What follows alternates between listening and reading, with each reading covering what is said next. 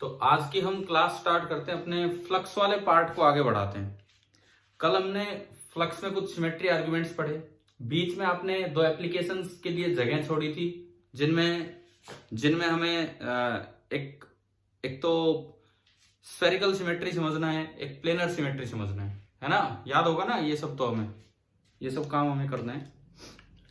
और दूसरी बात, एक जैसे मैंने आपको सीपीपी नंबर 16 दिया, तो आप उसमें सवाल करेंगे तो आपको कहीं ना कहीं फ्लूइड मैकेनिक्स में भी फ्लक्स के पार्ट क्या आते हैं, वो चीजें भी उसमें यूज होती हैं। तो मैं शुरुआत एक ऐसी जगह से करता हूं, आप आगे बढ़ाना। अभी उन दो पेजेस जो आपने छोड़े थे उन पे फिर आते हैं।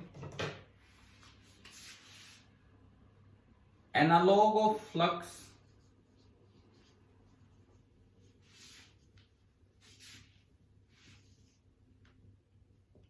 इन ग्रेविटेशन। करा रहेगा 2 पेज छुड़वाई थे उनका। ना ना, आगे आगे वो 2 पेज पे तो 2 एप्लीकेशन आनी है, वो अभी करेंगे आज की क्लास में, लेकिन पहले आगे चलिए, पहले आप आगे चलिए। Analogue of flux in gravitation and fluid mechanics.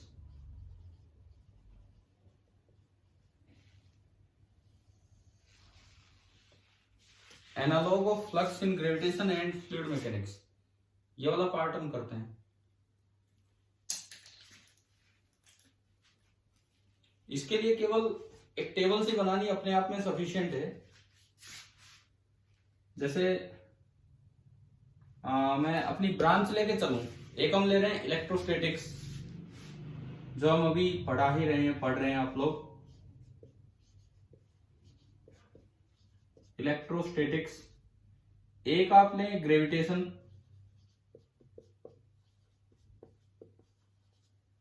और एक आप लें fluid dynamics. Electrostatics, gravitation and fluid dynamics, इन तीनों में ही फ्लक्स किस तरह से देखा जाता है। यहां जिस चीज को हम बोलते हैं इलेक्ट्रिक फ्लक्स,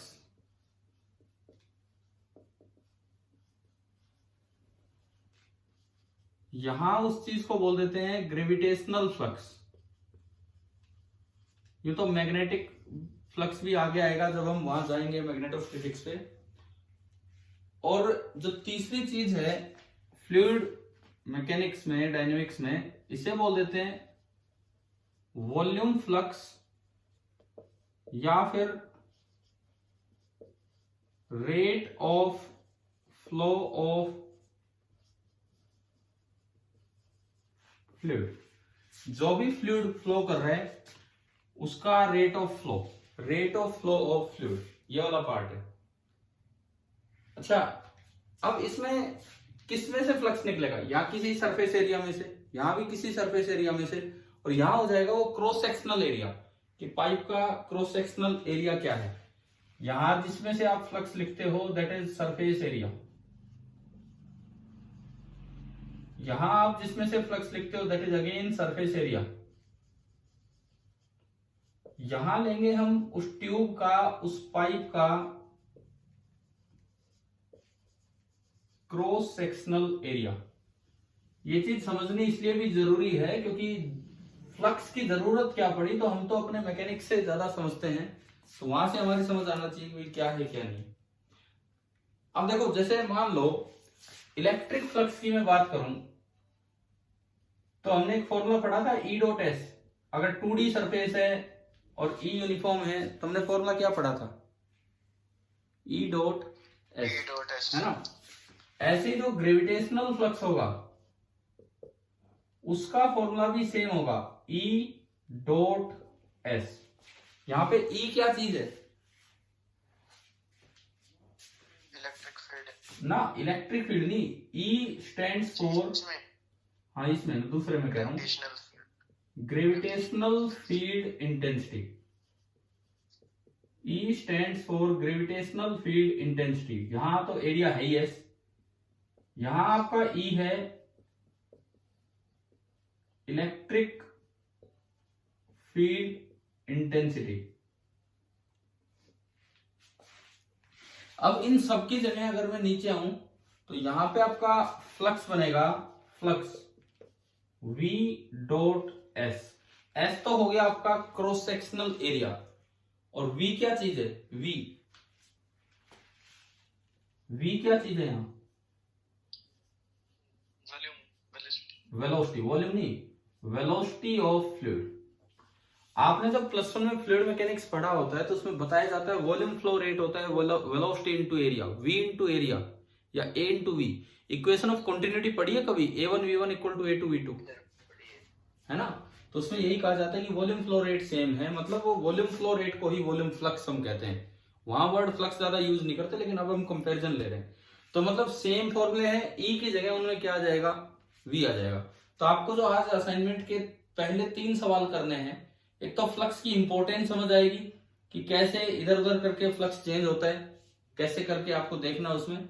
और एक चीज ये कि फॉर्मूला सेम ही है, बस E की जगह वहां क्या यूज कर लेना है, V।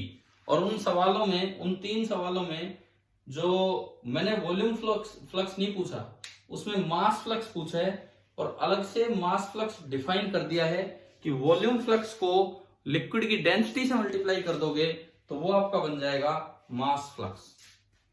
तो अब आप ये बताओ, ये नोट करने के बाद आप ये 3 क्वेश्चन अपने ट्राई करेंगे, CPP number 16, yes sir. Question number 1, 2, 3, ठीक है। इतना नोट करके और ये इसमें जगह डाल दो कि भाई इसके बाद हमें ये करना है। अब मैं पीछे आता हूं, वो जो 2 काम आपके 2 एप्लीकेशन है उन पे हम आते हैं। नोट कर लो अगर ये बचा हुआ है तो, कुछ नहीं बनाया है अभी तो।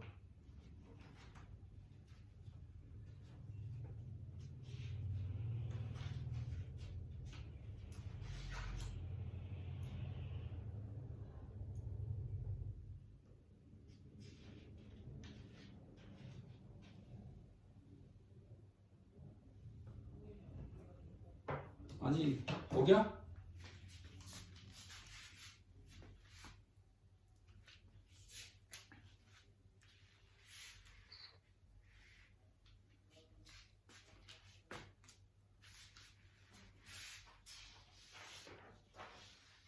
आज वाले सीपीपी में 16 में मैंने ज्यादातर ना वो इंटीजर टाइप क्वेश्चन डाले, बट ऑप्शन वैसे ही दे दिया आपको, भाई चलो ठीक है 4 ऑप्शन देते हैं। नहीं तो वो वाली कैटेगरी है कि उनमें ऑप्शन देने की जरूरत नहीं है, आपको खुद आइडेंटिफाई करना होगा क्या आंसर है, ठीक है।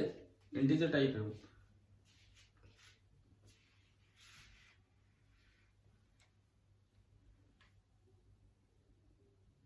हो गया सर, ये हो गया, ठीक है।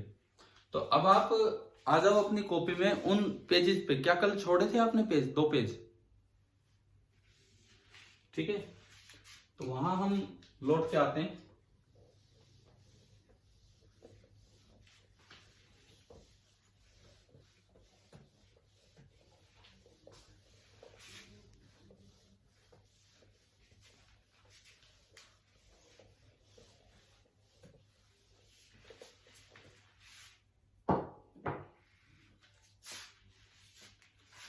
नेक्स्ट है हमारा, ये एनालॉग में हटाऊं यहां से, वो एप्लीकेशन वाला काम चल रहा है। तो कल आपने पहली एप्लीकेशन की हेडिंग डाली थी सिलेंड्रिकल सिमेट्री, पहली एप्लीकेशन की हेडिंग आपने डाली थी सिलेंड्रिकल सिमेट्री। सेकंड हमारी बनेगी स्फेरिकल सिमेट्री।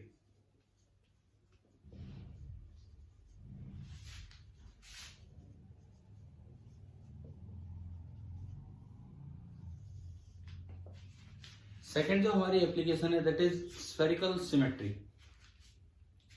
और इसमें हम पहला पार्ट कैलकुलेट करेंगे E due to a uniformly charge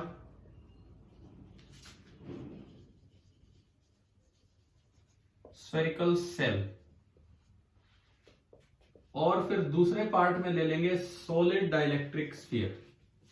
पहले पार्ट में स्फेरिकल सेल और दूसरे पार्ट में सॉलिड डाइलेक्ट्रिक स्फीयर, ये 2 पार्ट हमें करने हैं। वैसे हम ये सारे फॉर्मूले पीछे पढ़ चुके होते हैं फील्ड के समय, लेकिन अब गॉस थ्योरम से उन्हें डिराइव करते हैं, अप्लाई करते हैं कि कैसे होगा। देखिए ये एक सेल है, एक गोला है जिसमें टोटल चार्ज है Q। अच्छा, स्फेरिकल सेल कहो या सॉलिड कंडक्टर कहो, बात एक ही है। क्यों बात एक ही है? क्यों एक ही? सॉलिड कंडक्टर में भी चार्ज हाँ, सॉलिड कंडक्टर में भी सारा चार्ज आपकी सरफेस पे ही आ जाना है। सरफेस पे आ जाएगा। हाँ, सरफेस पे आ जाएगा बाहर। अब देखिए, सुनिए, अब जैसे कल शाम को जो डिस्कशन क्लास हुई थी उसमें कैविटी का जिक्र हुआ था कि कैविटी के अंदर और ये सब, भाई मैं तो आपसे ये कहूंगा उस क्लास को भी इंपॉर्टेंस दीजिए। आप गिनती के अभी कितने स्टूडेंट है क्लास में? देखता हूँ एक मिनट, पार्टिसिपेंट्स 27, मतलब 26 तो हैं, ठीक है। उस समय शाम को 5 से 6 बच्चे भी नहीं होते, मुश्किल से इतने ही बच्चे होते हैं।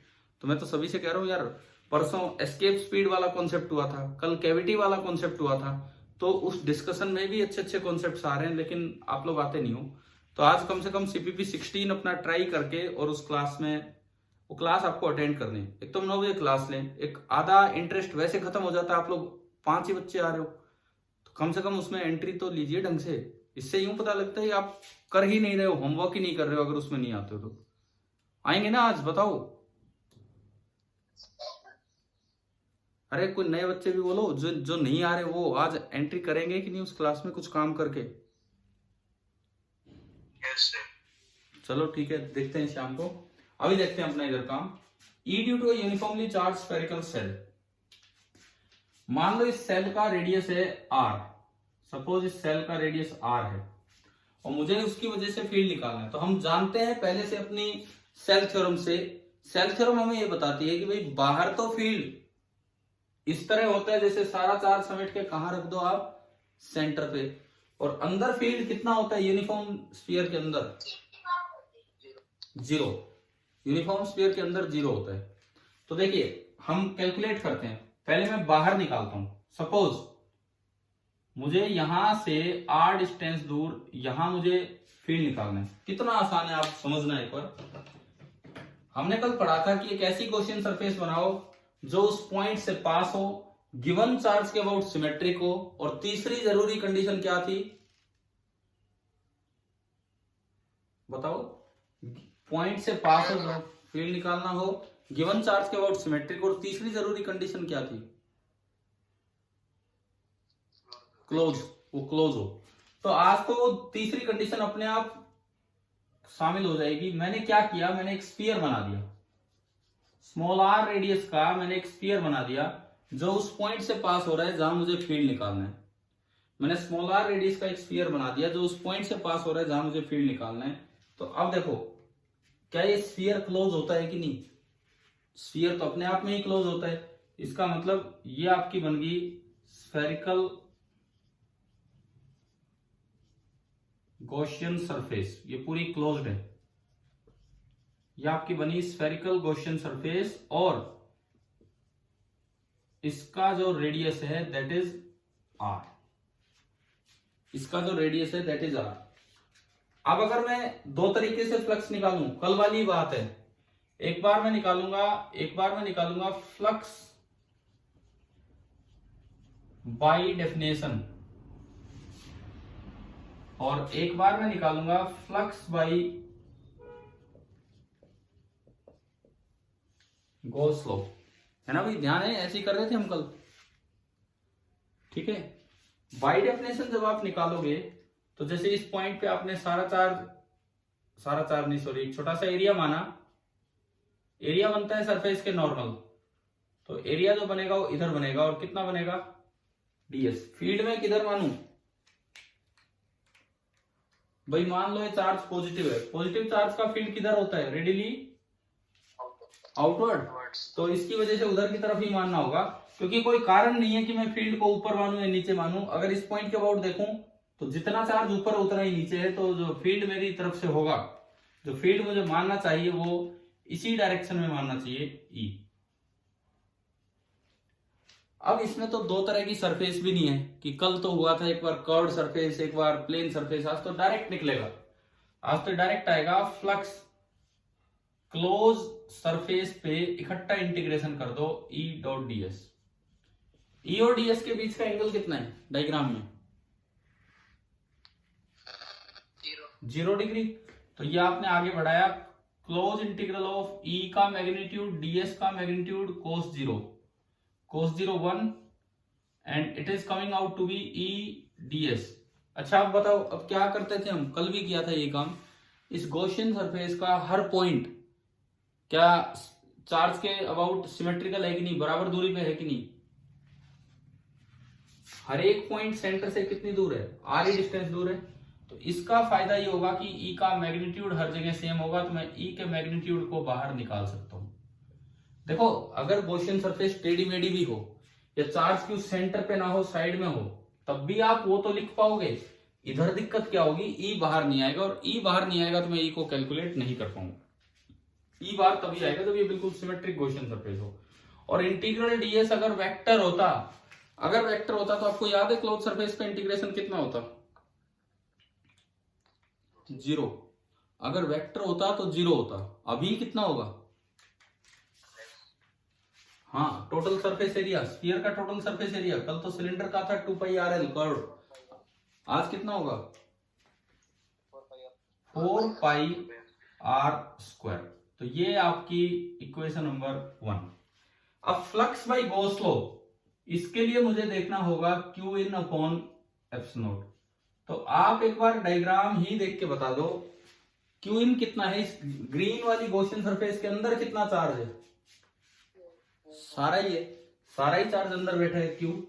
तो जो फ्लक्स होगा वो हो जाएगा Q upon epsilon naught, equation number 2। From equation 1 and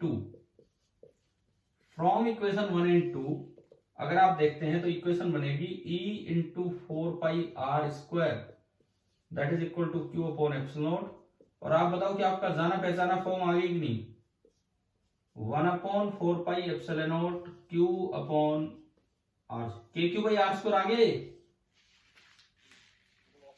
और यही तो हमने याद किया था कि सारा चार्ज समेट के सेंटर पे रख दो, अगर बाहर देखना है, और वो अपने आप बन जाएगा KQ/r²। तो ये इसका ए पार्ट हुआ, फर्स्ट का भी ए पार्ट आउटसाइड द सेल। ये फर्स्ट वाली एप्लीकेशन आपके बोर्ड एग्जाम के लिए इंपॉर्टेंट है, ये पूछ लेते हैं वहां कि सेल का, या तो देखो वहां लाइन चार्ज का पूछते हैं, या सेल का पूछते हैं, या शीट का पूछते हैं। या तो वहां लाइन चार्ज का पूछते हैं जो हमने कल कर दिया, या सेल का पूछते हैं जो अभी कर रहे हैं, ए पार्ट हुआ है, या फिर वो शीट का पूछते हैं जो हम प्लेनर सिमेट्री में करेंगे। सॉलिड स्फीयर का बोर्ड में नहीं पूछते, लेकिन हम करेंगे, सॉलिड स्फीयर का भी हम करेंगे सेकंड पार्ट पे। नोट कर दिया कि करोगे, ये बताओ। कर रहे हैं। कर लो तो कर लो, 1 मिनट ध्यान से।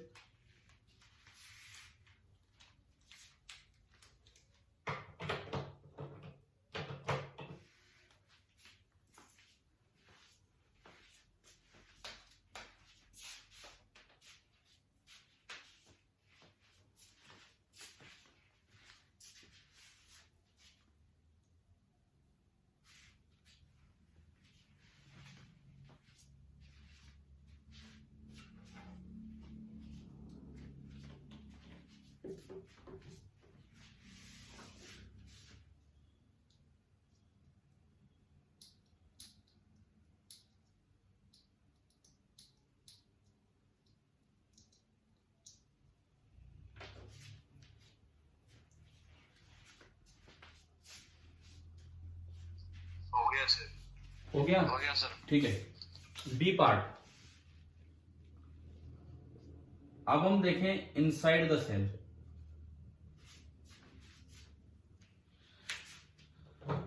देखो थोड़ा सा बदलाव है, अब ये आर जो है ये कैपिटल आर से कम लेना होगा।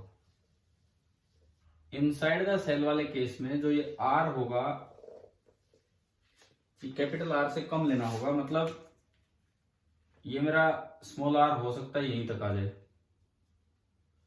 क्योंकि पॉइंट यहां है, अंदर कहीं है, मुझे वहां फील्ड निकालना है।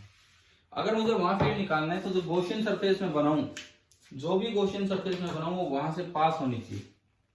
जो भी गॉसियन सरफेस में बनाऊं ये यहां से पास होनी चाहिए और ये इस तरह का आपका ये सरफेस होना। एक बार मैं बीच वाली इस लाइन को हटा देता हूँ। ये हमें पता ही है कि भाई ये 3D में है और ये स्फीयर है।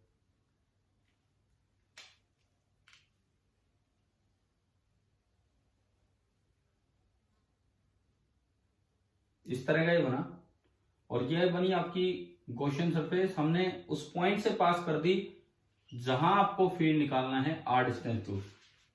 फिर से वही सेम डायग्राम, बिल्कुल सेम डायग्राम। आपने यहां एक छोटा सा एरिया माना इस स्फीयर पे। एरिया पिछली बार की तरह ही ds बाहर। फील्ड हमारे लिए इलॉजिकल हो जाएगा किसी और डायरेक्शन में एज्यूम करना, तो हमें फील्ड उधर ही मानना पड़ेगा जहां हमने पहले माना था, रेडियली आउटवर्ड। हमने फील्ड माना रेडियली आउटवर्ड। अच्छा, ये एरो में यहां तक पहुंचा देता हूं। ये स्फेरिकल गॉसियन सरफेस है। रेडियस इसका भी इस बार r है, लेकिन इस बार r लेस देन r है। पिछली बार r ग्रेटर देन r था, आप उसके साथ लिख सकते हो। बन गया भाई डायग्राम कंप्लीट। ठीक है, आप बताओ केवल एक जगह चेंज है, कहां चेंज है बताओ? क्या इस साइड कोई चेंज है? इस साइड इसको देख के बताओ, क्या इस साइड कोई चेंज है?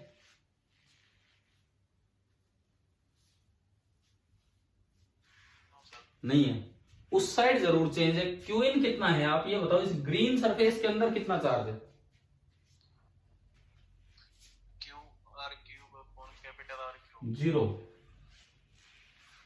अरे सारा चार्ज तो बाहर है, सारा चार्ज तो बाहर है, तो अंदर तो है ही नहीं, तो क्यू इन कितना होगा? 0। तो अगर आप यहां से देखें तो फ्लक्स आपका कितना आ गया? 0। अब ये इक्वेशन नंबर 3, ये equation number 4। From equation 3 and 4 इस बार ये चीज 0 से इक्वेट होगी और यहां से ई कितना आ गया आपका? 0 आ गया। ये आगे रिजल्ट वही जो पहले पढ़े थे हमने। Yes sir. ठीक है, ग्राफ में दोबारा नहीं बनवा रहा हूं। इसका डिसकंटिन्यूअस ग्राफ बनता है, बीच नीचे 0 चलेगा फिर ऊपर से स्टार्ट होगा, वो हमने बनाया हुआ है। तो आप इसको फिनिश कीजिए फटाफट। सेकंड पार्ट ये बी इनसाइड द सेल वाला।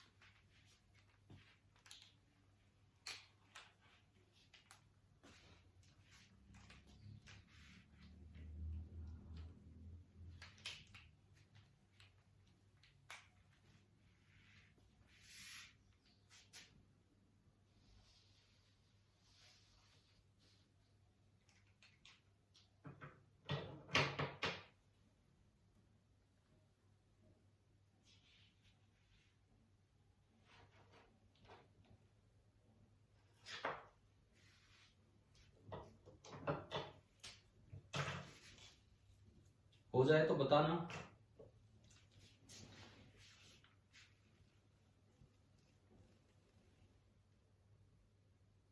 हो गया सर।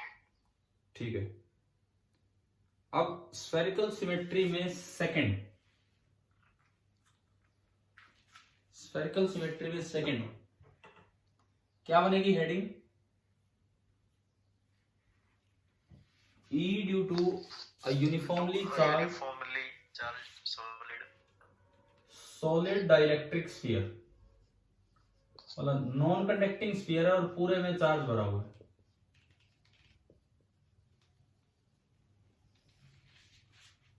सॉलिड डाइलेक्ट्रिक स्फीयर, ये आपका हो गया नंबर सेकंड। और सबसे पहले हम ए पार्ट उसका लेके चलते हैं। आउटसाइड द सेल, आपको रिजल्ट्स याद हैं? आपको रिजल्ट्स याद हैं? उस सॉलिड डाइलेक्ट्रिक स्फीयर में बाहर तो सेम रिजल्ट आना है, जैसे कि सारा चार्ज समेट के सेंटर पे रख दिया हो, के क्यू बाई आर स्क्वायर, और अंदर आना है K Q by capital are cube into R. था कुछ ऐसा? Sir K Q upon 2 R cube bracket में 3r² माइनस स्मॉल r ये स्क्वायर। किसका रिजल्ट बता रहे हो आप? तो पोटेंशियल पे पहुंच गए। हम निकाल क्या रहे हैं? हम निकाल क्या रहे हैं? Field intensity. फील्ड इंटेंसिटी वो वाला जिसमें अंदर तो ग्राफ यूं जाएगा और फिर बाहर यूं आएगा, अंदर यूं जाएगा और बाहर यूं आएगा। आप गए उस पे, यूं वाले पे, यूं जो जाना है वो नहीं। समझ आया भाई अंकित? सर वीडियो फ्रीज हो गई थी आपकी, क्या बोल, दोबारा बोलना है? मैं कह रहा हूँ आप पोटेंशियल का फॉर्मूला बताने लग गए मुझे, मैं तो फील्ड इंटेंसिटी निकालना चाह रहा हूँ। देखो अब देख लो, आउटसाइड द सेल, ये सेल है, सेल नहीं सॉरी, आउटसाइड द स्फीयर।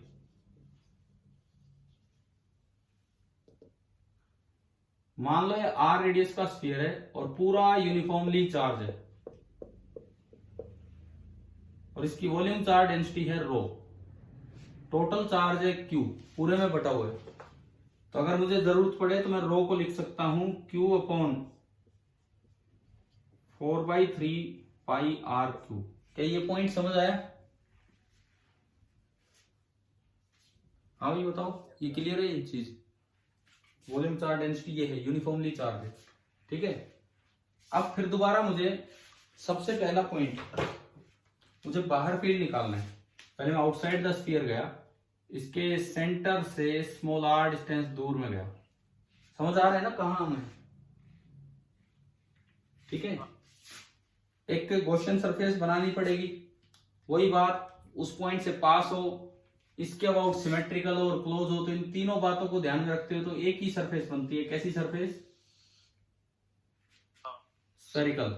ये हमने बना दिया स्फेरिकल गॉसियन सरफेस जिसका रेडियस आर है और आर कैपिटल आर से बड़ा है, कंसंट्रिक बना दी उसके साथ।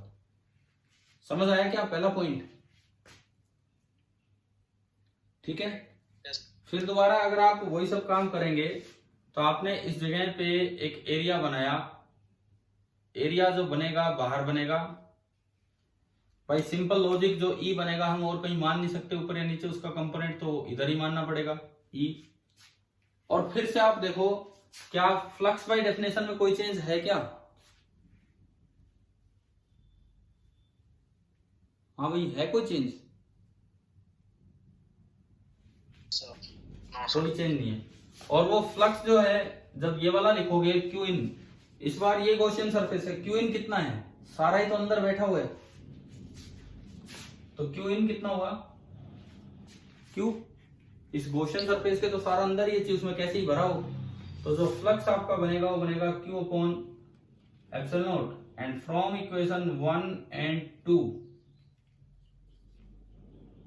फ्रॉम इक्वेशन 1 एंड 2 आप फिर से इक्वेट करो तो इधर आएगा Q upon epsilon naught, and आपका वही रिजल्ट आ गया 1/4 pi epsilon naught Q by R square, मतलब K Q by R square. और आपको याद है चाहे सॉलिड स्फीयर हो, बाहर तो ऐसे निकालते थे, सारा चार्ज समेट के कहां रखना? उसके सेंटर पे। समझ आ गया है? Yes sir. अब यार आपको लिखना है, मुझे फटाफट काम कर रहा हूं मैं, बिकॉज मैं मिटा नहीं रहा हूं, मैं उसी में चेंज कर रहा हूं, लेकिन आपको तो ढंग से लिख लेना है। तो मैं फिर रुक जाता हूं 2 मिनट, आप इसे नोट कीजिए। आउटसाइड द स्फीयर क्लियर तो हो गया होगा सभी को? ठीक है, आप नोट कीजिए, फिर इनसाइड द स्फीयर चलेगा।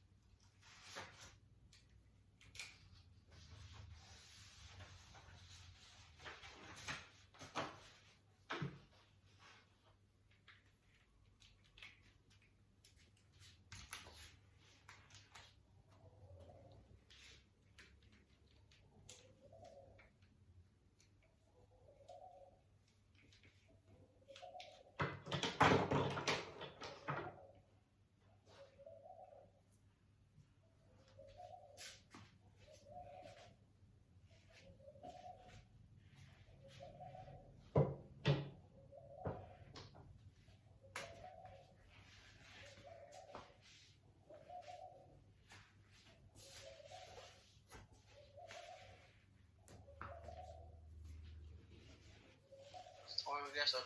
ठीक है, अब चलते हैं इसके बी पार्ट में।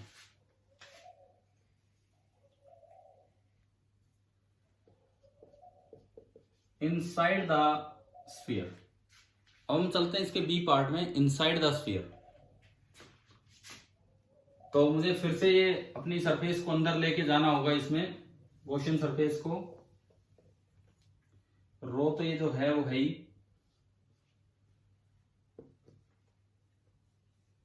दोबारा बना देता हूं डायग्राम। ये पूरा आर रेडियस का गोला है, ये पूरा आर रेडियस का गोला है। इसमें पूरे में चार्ज क्यू भरा हुआ है और रो इसका नीचे लिखा हुआ है। अब हमें जो फील्ड निकालना है इस बार, वो अंदर निकालना है, यहां से स्मॉल आर डिस्टेंस दूर इसके अंदर। तो मैंने पिछली बार की तरह सेम गॉसियन सरफेस बनाई,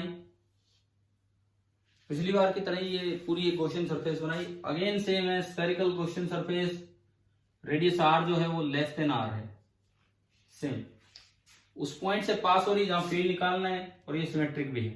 ये थोड़ा साइड में दिख रही है बट ये बीच में ही है।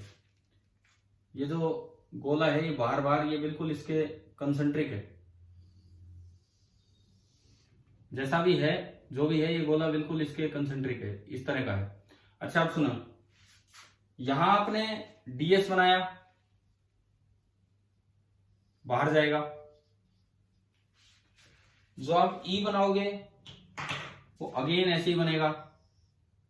तो फिर बताओ ई और डीएस में कोई कंफ्यूजन एंगल में या इसमें फ्लक्स बाय डेफिनेशन में? No sir. वही सेम है। तो ये आपकी बनी इक्वेशन नंबर 3, इस टॉपिक की इक्वेशन नंबर 3। हाँ लेकिन वहां बदलाव होगा, और इस बार आप यूनिटरी मेथड लगाएंगे क्योंकि इस बार चार्ज पूरे में बटा हुआ है, पूरे में बटा हुआ है। तो कुछ तो चार्ज इस ग्रीन सरफेस के अंदर रहेगा और कुछ चार्ज ग्रीन सरफेस के बाहर रहेगा। यूनिटरी मेथड से अगर मैं निकालूं क्यू इन आ जाएगा Q small are cube upon capital are cube, Q upon total volume 4/3 pi are cube into Gaussian surface का volume 4/3 pi small are cube. बताओ भाई, ये बोलिए बच्चों, ये समझ आया क्या कैसे लिखा है हमने? Yes sir. पूरे 4/3 पाई आर क्यूब वॉल्यूम में चार्ज है, क्यू यूनिट में इतना, तो हमें ग्रीन वॉल्यूम में चाहिए वो इतना। 4π/3 से 4π/3 कैंसिल, और ये आपका बचा capital Q upon R cube और इनटू स्मॉल आर क्यूब। हाँ भाई बताओ, क्लियर है ये क्यू इन?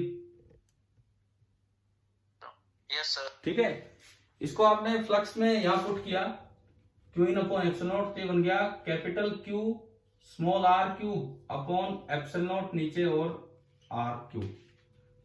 इक्वेशन नंबर 3 और 4। From equation 3 and 4, from equation 3 and 4, इधर तो यही है, उधर की तरफ है एक आर क्यूब है और एक और आर क्यूब है। तो अगर आप देखोगे आर स्क्वायर से आर स्क्वायर कटेगा, 1/4π बनेगा, Q by capital are cube और इनटू स्मॉल आर। ये रिजल्ट आपने पढ़ा हुआ है ना, पहले लिखा हुआ होगा ये, K Q R upon R cube. ठीक है भाई, सभी को क्लियर हो गया गॉस लॉ की एप्लीकेशन कैसे हम देख रहे हैं? और आप इस रिजल्ट को ये भी लिख सकते हो, कभी हो सकता है हमने पहले भी आपको बताया हो या नहीं बताया हो, रो की टर्म्स में भी अंदर ये रिजल्ट ऐसे लिखा जाता है, बताया था ये? In terms of rho. Sir बताया था। हाँ, ये कैसे लिखोगे? क्यू की वैल्यू यहां से देखो, यहां से क्यू की वैल्यू देखो, यहां से क्यू कितना आ रहा है, rho into 4/3 pi are cube. जो क्यू आपका आ रहा है it is coming out to be rho into 4/3 pi are cube. उस rho into 4/3 pi are cube को इसमें पुट करोगे तो ये बचेगा rho R upon 3 epsilon naught. तो पीछे वाले वो सारे प्रूफ अच्छे से यहां से हो रहे हैं यूजिंग गॉस थ्योरम। कर लीजिए, आप इसको भी नोट कर लीजिए।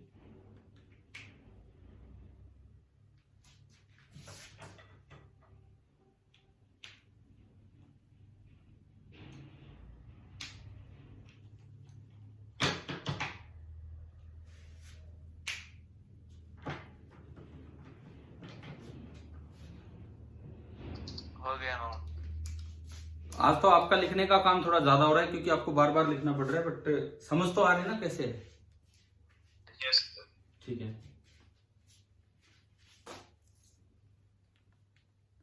भाई मैं बीच बीच में फिर आपसे कह रहा हूँ, शाम की क्लास बहुत जरूरी है। आज तो एक ही काम है, CPP 16, 15 सवाल हैं, एक ही काम है, तो जरूर अटेंड करें।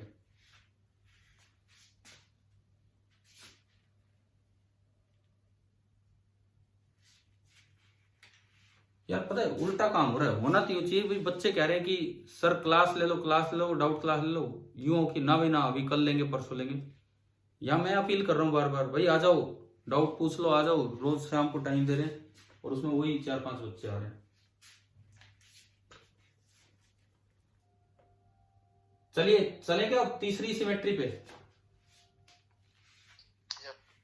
तीसरी सिमेट्री पे जाने से पहले ये जो सेकंड सिमेट्री आपने पढ़ी है, एक बार इसके ग्राफ्स का कंपैरिजन लेते हैं, क्योंकि आप पोटेंशियल भी पढ़ चुके हैं तो बहुत जरूरी है इन ग्राफ्स को समझना, इनकी कंटिन्यूटी के बारे में जानना, इनकी डिफरेंशियबिलिटी के बारे में जानना।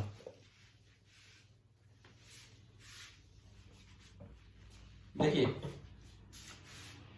एक है आपका सेल, यूनिफॉर्म सेल, और एक है आपका स्फीयर। स्फीयर मतलब सॉलिड,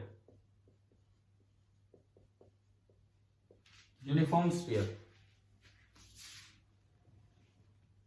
दोनों का रेडियस है r। इस पे चार्ज q है केवल बाहर बाहर, मतलब सरफेस चार्ज डेंसिटी है इसमें, और इस पे चार्ज q है पूरे वॉल्यूम में, तो यहां वॉल्यूम चार्ज डेंसिटी है यूनिफॉर्म में। हमने अगर इसमें q में पॉजिटिव मान रहा हूं, E का ग्राफ बनाया विद r,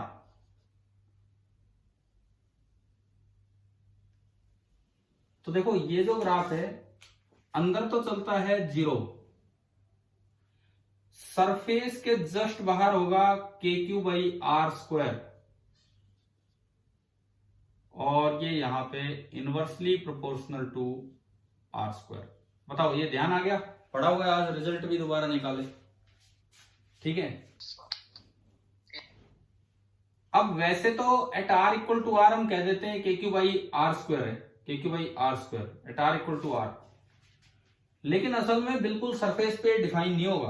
यहां पे मैं अगर बात करूं तो E is not well defined, E is not well defined. इसका रीजन है जस्ट इसके अंदर तो कितना है, जस्ट इसके अंदर 0, और जस्ट बाहर कितना हो रहा है KQ/r²। एकदम से इतना कैसे बढ़ गया? तो बिल्कुल इस पॉइंट पे डिफाइन नहीं है।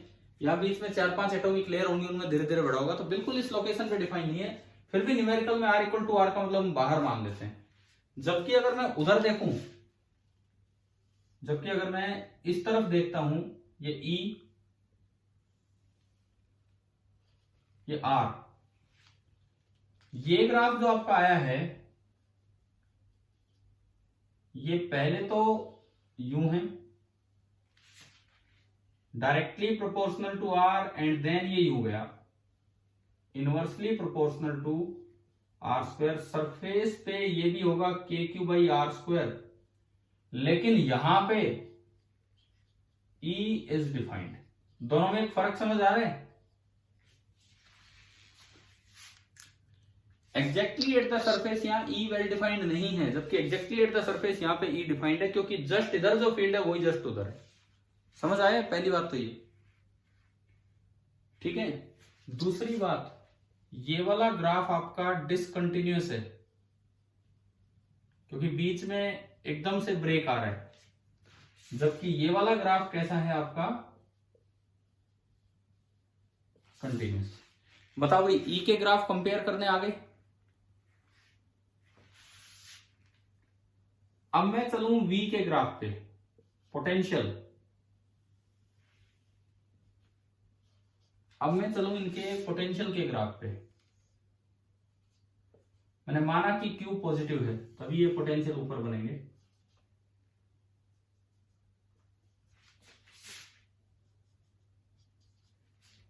देखिए सेल वाले में आपको याद होगा,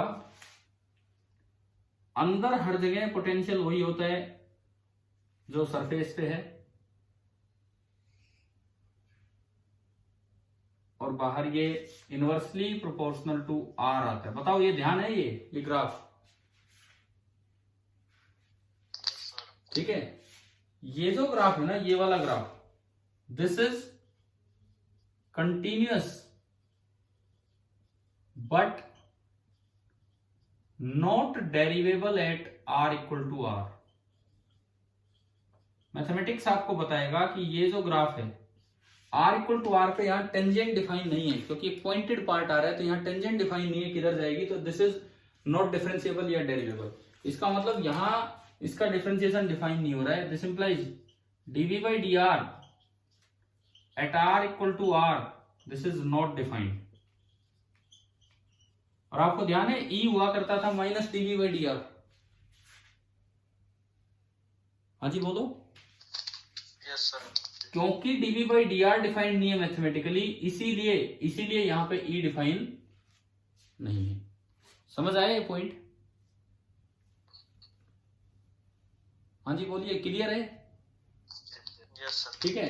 लेकिन अगर आप उसका ग्राफ देखोगे तो वहां एक बार भी पॉइंटेड पोर्शन नहीं आता है, ये ग्राफ बड़ा स्मूथली जाता है। मैंने कहा था पता भी नहीं लगेगा कहां चेंज हुआ है। कर्वेचर चेंज होती है, पहले ये मोनोटोनिकली डिक्रीजिंग है, फिर मोनोटोनिकली इंक्रीजिंग बन गया, कर्वेचर चेंज हुई है, एमडी से एमआई हुई है, लेकिन वहां पे कहीं भी ऐसा नहीं है कि कोई पॉइंटेड पोर्शन दिखे। No pointed portion is there. And यहां जो पोटेंशियल होता है that is K Q by R, और सेंटर पे कितना होता है आपको याद होगा, दिख रहा है मैं क्या लिख रहा हूं? 3/2 के क्यू बाई आर, और इसमें तो ये तो था के क्यू बाई आर, के क्यू बाई आर।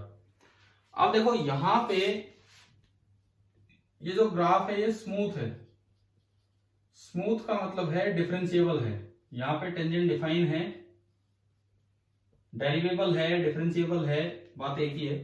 यहां पे डिफरेंशिएबल या डेरिवेबल ग्राफ है, इसका मतलब इस जगह E डिफाइंड है। इसका मतलब यह है कि dv by dr डिफाइंड है। dv by dr at r equal to r is defined। तो अब आप बताओ क्या ये पूरा कंपैरिजन हो गया है कि नहीं ग्राफिकली दोनों टॉपिक्स का? ठीक है। आप ये है जगह तो बना लो, हमें एक और छोटी सी सिमेट्री करनी है। जगह बची तो होगी यार, इतने तो पेज थे, 4 पेज छोड़े थे आपने। यस सर, एक पेज और बच रहा है। हाँ तो उसे एक पे हो जाएगा। प्लेनर सिमेट्री पे हम चलेंगे, अभी रिमेनिंग टाइम में वही कर रहे होंगे, आप इसे फिनिश कीजिए।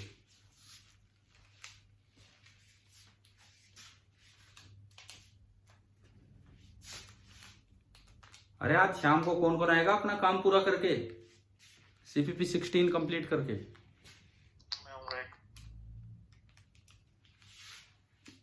ठीक है। कुछ बच्चे बढ़ते लग रहे हैं, क्योंकि मैं बार बार आपसे बोल रहा हूं एक ही तो काम है, 15 ही तो सवाल है, करके और जरूर आना आज शाम को। आप पता है जो नहीं आ रहे हैं ना, डिस्कशन नहीं, आप डेली एक एक कॉन्सेप्ट मिस कर रहे हैं। कोई ना कोई नया काम वहीं सिखाया जा रहा है उन्हीं क्लासेस में।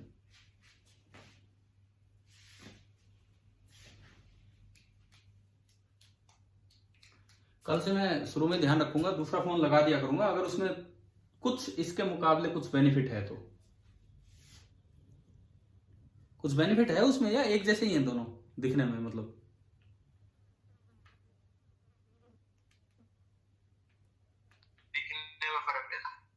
दिखने में फर्क है, क्लियरिटी उसमें ज्यादा। तो ठीक है मैं कल से वो लगा दूंगा। मेरे याद ही नहीं रहता यार, एक ही बात है। मैं कई दिन से इसमें चला रहा था, बीच में एक दिन उसमें चला रहा था, कल उसमें चला दूंगा मैं।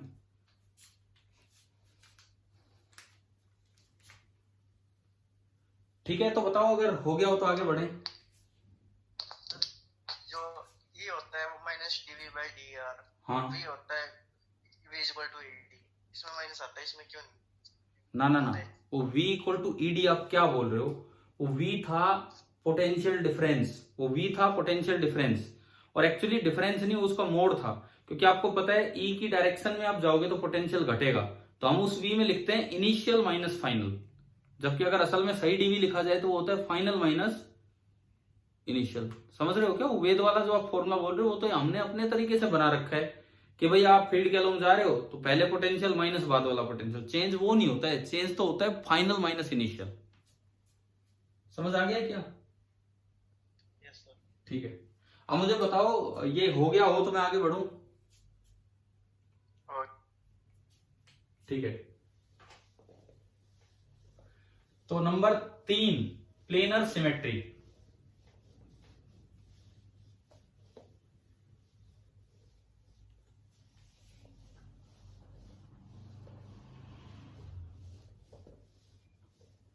आपने पढ़ा था कि लार्ज शीट का फील्ड डिस्टेंस से इंडिपेंडेंट होता है, कभी फील्ड वाले चैप्टर में लार्ज शीट का फील्ड डिस्टेंस से इंडिपेंडेंट होता है।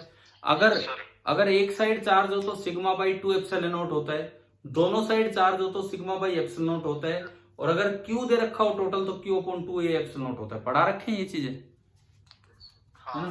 तो वो वाला काम इसमें करना है। तो नंबर 3 हम लेके चल रहे हैं यहां planar symmetry.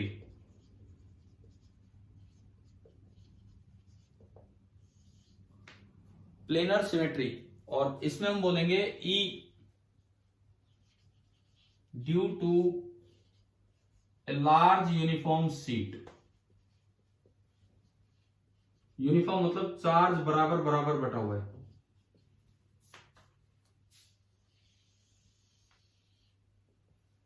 E due to a large uniform sheet, ये वाला हम लेके चलेंगे। इसमें देखिए जैसे एक बड़ी सी शीट आपको दी, शीट ऑफ चार्ज, जो हर तरफ से बड़ी है, इधर भी जा रही है, इधर भी जा रही है, इधर भी जा रही है, इस तरह से।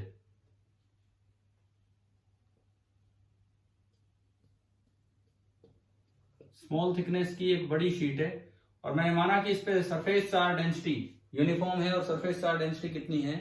सिग्मा। और मुझे इससे r डिस्टेंस दूर फील्ड निकालना है, मुझे इससे r डिस्टेंस दूर फील्ड निकालना है। तो मैं क्या करूं, मैं फिर से गॉसियन सरफेस बनाऊं जो r से पास हो, गिवन चार्ज के अबाउट सिमेट्रिकल हो और क्लोज हो। तो देखो इस बार गॉसियन सरफेस वैसी बनेगी जो आपकी फर्स्ट पार्ट में बनी थी। लाइन चार्ज के अबाउट जो कल के लेक्चर में हमने पढ़ा था, एक सिलेंडर बना था, कोएक्सियल सिलेंडर,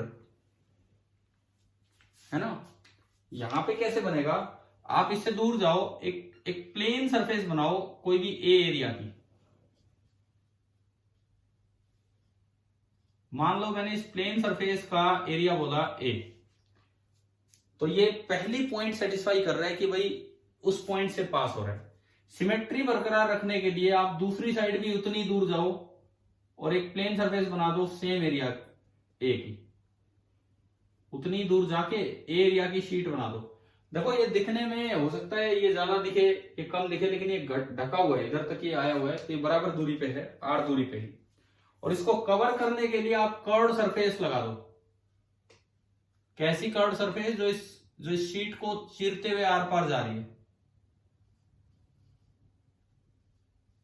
एक ये। अब आप ये बताओ कि आपको गॉसियन सरफेस दिख रही है कैसी बनाई है हमने?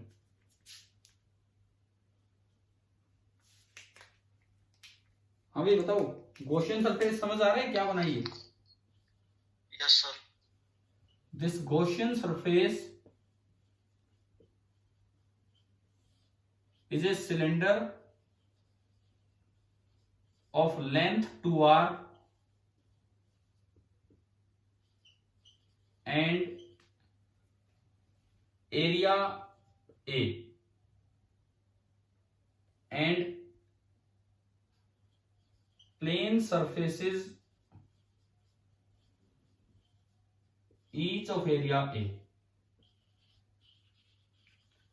एक सिलेंडर बन गया जो इसको चीरते हुए आर पार जा रहा है। इस बार कर्व्ड सरफेस जो है वो क्लोज करने के लिए लगाई है। ये आपकी बनी गॉसियन सरफेस। अब करना तो वही काम है, केवल और केवल एक बार, चलो मैं इधर निकाल लेता हूं फ्लक्स बाय डेफिनेशन। इधर मैं निकाल रहा हूं फ्लक्स बाय डेफिनेशन, इस साइड में लिखूंगा फ्लक्स बाय डेफिनेशन। तो फ्लक्स बाय डेफिनेशन अगर मैं लिखता हूं तो वैसे तो फ्लक्स होता है इंटीग्रल ई डॉट ds, लेकिन आपको याद होगा सिलेंड्रिकल सरफेस में आप इसको दो पार्ट्स में ब्रेक कर लेते हैं। एक बार कर्व्ड पार्ट और एक बार प्लेन पार्ट। अब देखो कितना आसान है सोचना। जो फील्ड होगा वो बाहर की तरफ होगा, क्योंकि मैंने माना है कि ये पॉजिटिव है, तो फील्ड लार्ज शीट का जो फील्ड होगा वो बाहर की तरफ होगा, इधर फील्ड इधर होगा। और इस शीट पे भी देखोगे, इस पे तो भी फील्ड बाहर की तरफ जाएगा यूं ही। जबकि जो एरिया आपका बनेगा, एरिया देखो, ये तो प्लेन एरिया है, प्लेन एरिया है तो ए वेक्टर इधर ही आएगा। जबकि इस पे आप छोटा सा ds बनाओगे तो वो परपेंडिकुलर जाएगा यूं, और इसका भी ए वेक्टर इधर ही आना है, ए इस तरह से। तो अब आप मुझे बताओ, अगर मैं इसको आगे बढ़ाऊं, तो सबसे पहली बात, फ्लक्स थ्रू कर्व्ड सरफेस कितना है? ई ds cos 90 डिग्री आएगा उसमें, 0। हाँ 0। अब फ्लक्स थ्रू प्लेन सरफेस कितना है? E इंटू ए इंटू कोस 0 तो इधर, और E इंटू ए इंटू कोस 0 इधर, तो कितना बन गया? आ गया समझ? 2EA, और बराबर दूरी पे इसलिए E का मैग्नीट्यूड दोनों साइड सेम है, तो यानी कि जो टोटल फ्लक्स आया वो दोनों का सम होगा 0 प्लस 2EA, यानी कि बाई डेफिनेशन मेरा जो फ्लक्स निकल के आ रहा है, this is coming out to be 2EA। Equation number 1। बता दीजिए, क्लियर है? यस। ठीक है। अब मैं चलूं दूसरी side, flux by Gauss law. अब मैं चल रहा हूं second side, that is flux by Gauss law. तो उसके लिए ना आपको क्यू इन निकालना पड़ेगा। क्यू इन निकालने के लिए ये देखो, शीट का कितना एरिया इस ग्रीन सिलेंडर के अंदर है, बताओ भाई। ग्रीन सिलेंडर का प्लेन सरफेस एरिया कितना है? ए। तो इस शीट का कितना एरिया सिलेंडर के अंदर है? ए एरिया है, बिल्कुल ए ही एरिया बनेगा। तो अगर अब यहां डिपेंड करेगा, दो केस बनेंगे। चार्ज, पहले मैं एक केस ये ले रहा हूं, charge is present only on one side, A part. अगर चार्ज केवल एक साइड प्रेजेंट है तो क्यू इन हो जाएगा सिग्मा इंटू ए, क्योंकि शीट का तो ए एरिया, इसमें तो कोई डाउट नहीं है ना कि शीट का ए एरिया सिलेंडर के अंदर है। क्यों बताओ? मैं कह रहा हूं जब चार्ज एक ही साइड है तो दूसरी साइड के एरिया पे चार्ज ही नहीं है, तो उसको मैं क्यों सिग्मा से मल्टीप्लाई करूं? समझ आ रहा है? अगर देखो, ठीक है, ये सिलेंडर मेरे हाथ में से आर पार गया, तो जितना सिलेंडर का ए एरिया है, मेरे हाथ का एरिया इधर का और एरिया इधर का, दोनों सिलेंडर के अंदर है। परंतु अगर शीट पे चार्ज ही एक साइड है तो मैं दोनों साइड के एरिया से क्यों मल्टीप्लाई करूंगा? एक साइड का charge into charge density into उधर का एरिया। आ गया कि नहीं आया समझ? बताओ। हाँ भाई, क्लियर है कि नहीं? बोलो। ठीक है, क्यू इन ये हो गया। तो फ्लक्स आपका बनेगा Q in upon epsilon not sigma A upon epsilon naught. Equation number 2 from equation 1 and 2, अगर आप देखते हैं तो ये बनता है 2EA is equal to sigma A upon epsilon not. A से ए गया, और आपको याद आ जाए तो यही फॉर्मूला होता था अगर चार्ज एक साइड होता है तो, और वो डिस्टेंस से इंडिपेंडेंट आ गया, आर से इंडिपेंडेंट आ गया। बताओ भाई, पहला पार्ट क्लियर हो गया आपको? ठीक है। और इसके बाद बी पार्ट क्या बनेगा? B part, charge is present on both the sides.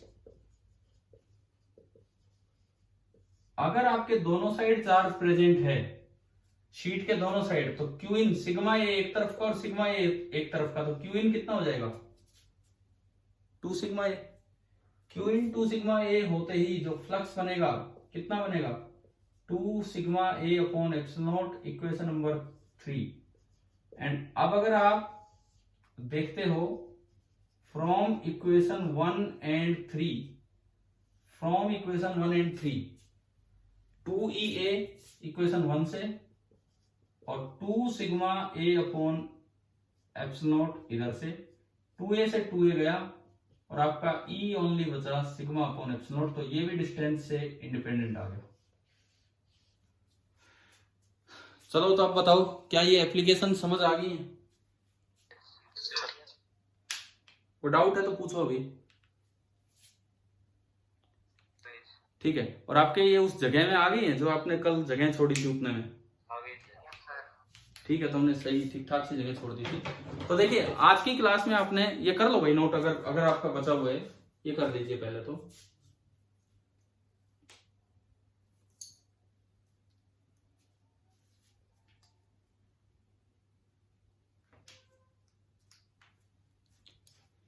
किसी का अगर कोई पार्ट लिखने से रह गया हो तो मैं ये वीडियो रिकॉर्ड हुआ है दूसरे फोन में, तो मैं अपलोड भी करके आपके ग्रुप पे डाल ही देता हूँ। कुछ रह जाता है तो आप देख लिया करो वहां से।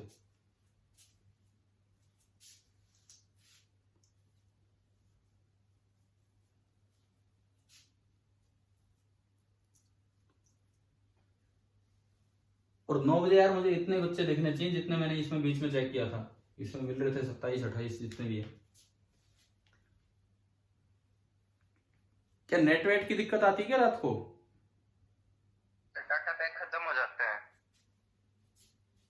अरे यार डाटा थोड़ा और बढ़वा लिया करो। मेरा 4 GB का है, मेरा नेट पैक खराब जाता है दादा। तो मतलब फिर भी यार देखो डाटा पैक और ये सब तो एक तरह से वो समस्याएं हैं जो आप आसानी से सोल्व कर सकते हो, या आपके हाथ में ये चीजें, तो ये तो आप बढ़वा सकते हैं। चलो तो हो गया, नोट हो गया, बताओ। Yes sir. ठीक है, अब सुनो, आज की क्लास में हमने 3 काम किए हैं। पहला, उस फ्लक्स को ग्रेविटेशन या यूं कहें फ्लूइड से ढंग से रिलेट किया। जो काम यहाँ ई का है वो काम वहां वेलोसिटी का होता है। पहली बात आ गई थी समझ? यस। उस पे बेस्ड आपको 3 सवाल ट्राई करने हैं अपने उस सीपीपी से 16 से, जो आज शाम को रात को डिस्कस होगा, जो इससे अगला वीडियो होगा हमारा। और उसके बाद फिर हमने वो 2 एप्लीकेशंस पूरी की। हम सिलेंड्रिकल सिमेट्री वाली कर चुके थे, स्फेरिकल सिमेट्री और प्लेनर सिमेट्री। और मैं आपको बताऊं तो बोर्ड के हिसाब से, सीबीएसई एग्जाम के हिसाब से तीनों ही सिमेट्री बहुत इंपॉर्टेंट है। बस वो सॉलिड स्फीयर वाला वो नहीं पूछते हैं, बाकी तो तीनों ही इंपॉर्टेंट है। और मैंने आपको ढंग से ही लिखवाए हैं, शायद आपने नोट भी किया होगा अच्छे से कि कहीं किसी एग्जाम में आ जाए आप कर भी पाएंगे। सर आप कौन सा प्रूफ करने के लिए कह रहे हो? जनरल प्रूफ क्या है कि, अरे जनरल प्रूफ क्या होता है कि कोई भी आर्बिट्रेरी शेप बना लो, ना स्फेरिकल ना क्यूबिकल, वो होती है जनरल शेप। गॉसियन सरफेस की आप कोई भी आर्बिट्रेरी शेप बना लो, समझ गए हो, कैसी भी क्लोज सरफेस जिसको हम नाम ना दे सके, कोई क्यूबिकल, स्फेरिकल, प्लेनर, कुछ नहीं है ना। और कितने ही चार्ज मान लो, 15-20 अंदर 15-20 बाहर, एम अंदर एन बाहर। और फिर हमें यह प्रूव करके दिखाना होता है कि जो फ्लक्स आएगा that is equal to Q in, जितने अंदर हैं डिवाइडेड बाई एप्सिलॉन। समझ आ गया? Yes sir. ठीक है, वो लास्ट में देखेंगे बिकॉज वो प्रूफ पूछा नहीं जाएगा, तो उससे पहले हम अपना और काम पूरा करें। वो तो अगर टेस्ट के बाद भी हो सकता है, वो ऐसी कोई जरूरत नहीं है उसमें, लेकिन हम करेंगे जरूर, अगले यूनिट पे जाने से पहले वो कर लेंगे। ठीक है, पहले मैं और काम करवा रहा हूं जो भी बचा हुआ है। ठीक है, चलिए अब टाइम हो गया, शाम को मिलते हैं अब।